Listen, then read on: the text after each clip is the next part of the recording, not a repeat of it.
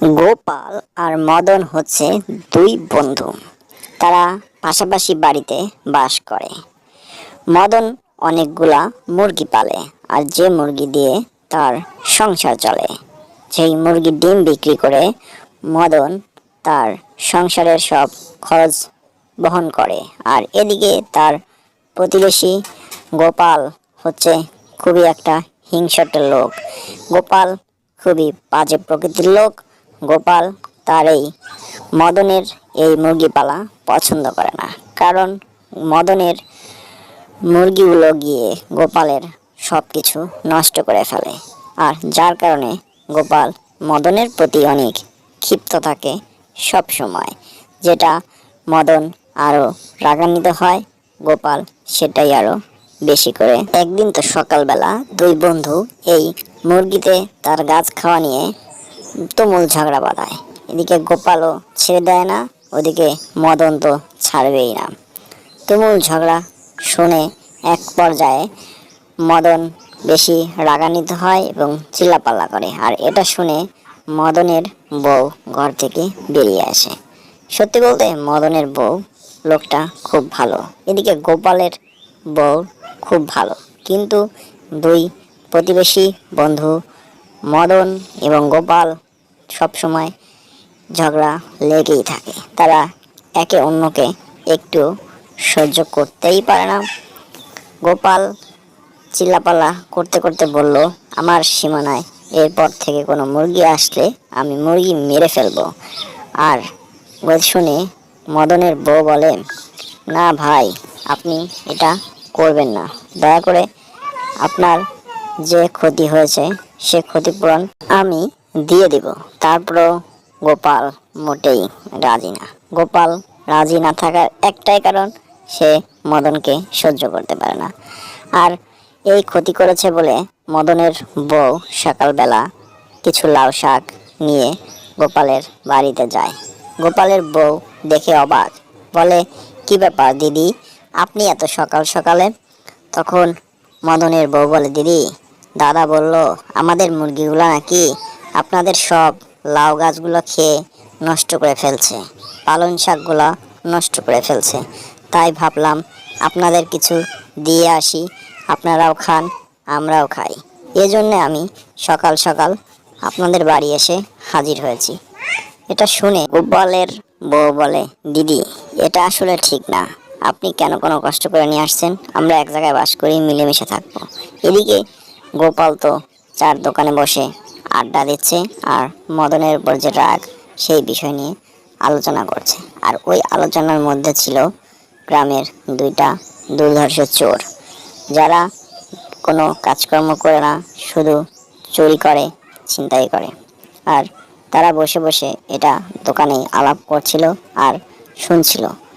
গোপালের কথা মন দিয়ে শুনতে শুনতে চোর দুটা মনে মনে বুদ্ধি আটে আর জিজ্ঞেস করে তার খামারের মুরগি পাহারায় থাকে কিনা। এদিকে দোকানদার কাকু তো খুব শিয়ানা, উনি বলে, কিরে, তোরা দুইটা আবার চুরি করবি নাকি মদনের মুরগিগুলা?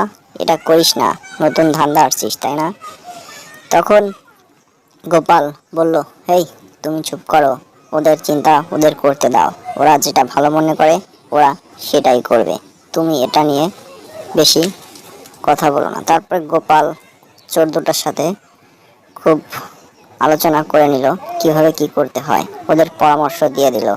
আর চোর দুটাও ওদের পরামর্শ নিয়ে গোপালের সাথে কথা বলে বলল, দেখি কালকে কি করা যায়।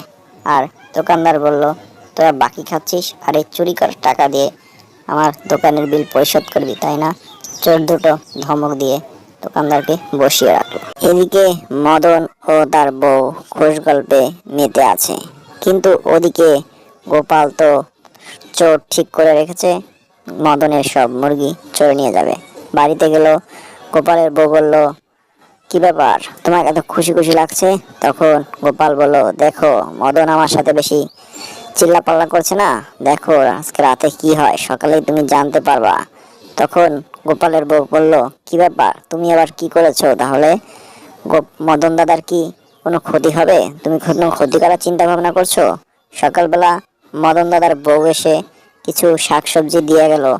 আমাদের ক্ষতি হয়েছে বলে ওনারা সেটা পুষিয়ে দিতে এসেছিল। আসলে একসাথে থাকলে, এক জায়গায় থাকলে এটা কখনো করা যাবে না, এটা হতেই পারে। তখন গোপাল বলল, তুমি এত বেশি বোঝো না, দেখো কালকে সকাল হলেই তুমি সব জানতে পারবা। এদিকে গোপাল তো সেই খুশি খুশি মনে তার বউকে বলছে, আর এদিকে তার বউ তো অনেক টেনশনে আছে এটা নিয়ে, কারণ তার বউ কখনো চায় না যে কোনো ঝগড়া ঝামেলা হোক, প্রতিবেশী মানুষ একসাথে মিলেমিশে থাকবে, এটাই তার পরিকল্পনা। ধমক দিয়ে গোপাল তার বউকে থামিয়ে দেয়। এদিকে সেই দোকানের সেই লালু ভুলু দুটা যে চোর, সেই লালু ভুলু চলে আসে সেই মুরগি চুরি করতে, আর সাথে নিয়ে আসে একটা ছুরি। চিন্তা করে যে সামনে আস তাকে এই ছুরি দিয়ে শেষ করে দেবে। চোর দুটা মনে মনে এই চিন্তা ভাবনা করে এসেছে। এখন লালু গুল্লুকে বলতেছে, তুই যা, দরজা খোল, আমি দেখছি, আর এই মুরগিগুলো খুব দামি, অনেক টাকা পাবো।